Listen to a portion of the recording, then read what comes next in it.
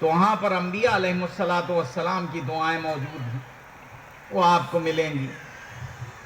جناب زکریہ کی دعا ہے، جناب یحییٰ کی دعا ہے، جناب موسیٰ کی دعا ہے، جناب ابراہیم جد الانبیاء کی دعا موجود ہے۔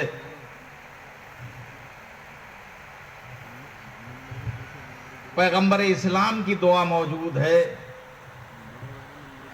تو قرآن حکیم میں انبیاء علیہ السلام کی ہوئی دعائیں موجود ہیں، معصومین علیہ السلام کی ہوئی دعائیں مختلف کتابوں میں موجود ہیں۔ اور دعاؤں کا سب سے بڑا سرمایہ اگر کسی کو حاصل ہے تو وہ ہم کو اور آپ کو ہی۔ یہ بھی ایک مقام شکر بھی ہے، مقام فخر بھی،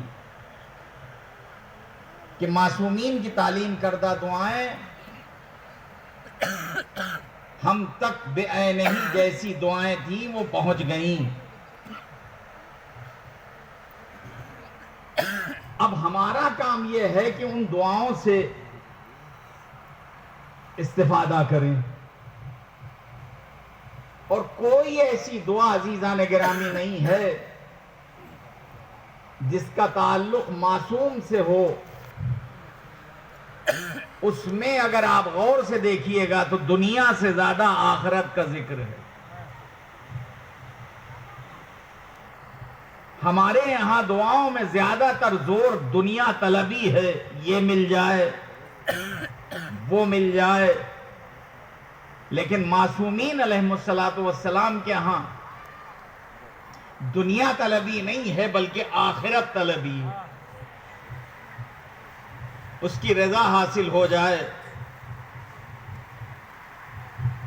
اخروی مرحلے ہمارے آسانی سے گزر جائیں، اللہ کی رضا ہمیں حاصل ہو جائے۔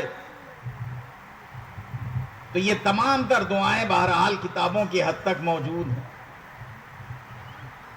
اور ہمارا عزیزان گرامی ایک مسئلہ یہ بھی ہے، ایک معاملہ،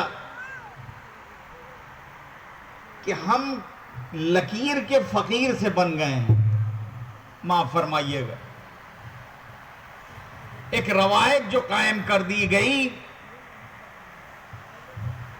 کہ اس شب میں یعنی شب جمعہ میں فلاں دعا اور فلاں دعا بس پڑھنا ہے، اور اس کے علاوہ کچھ نہیں،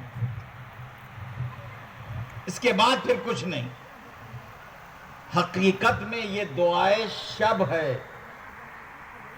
اس شب دعا میں، اس دعائے شب میں، اس شب جمعہ میں جتنا ہو سکے اس کی بارگاہ سے ہم مربوط رہیں،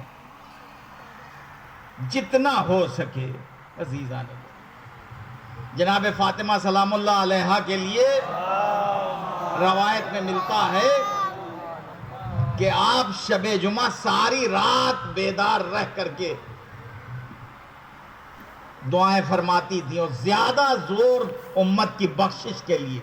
خود امام حسن روایت کرتے ہیں کہ جناب فاطمہ زہرا اپنوں کے لیے کم، کہ بھئی 2 بیٹے تھے، 2 بیٹیاں تھیں،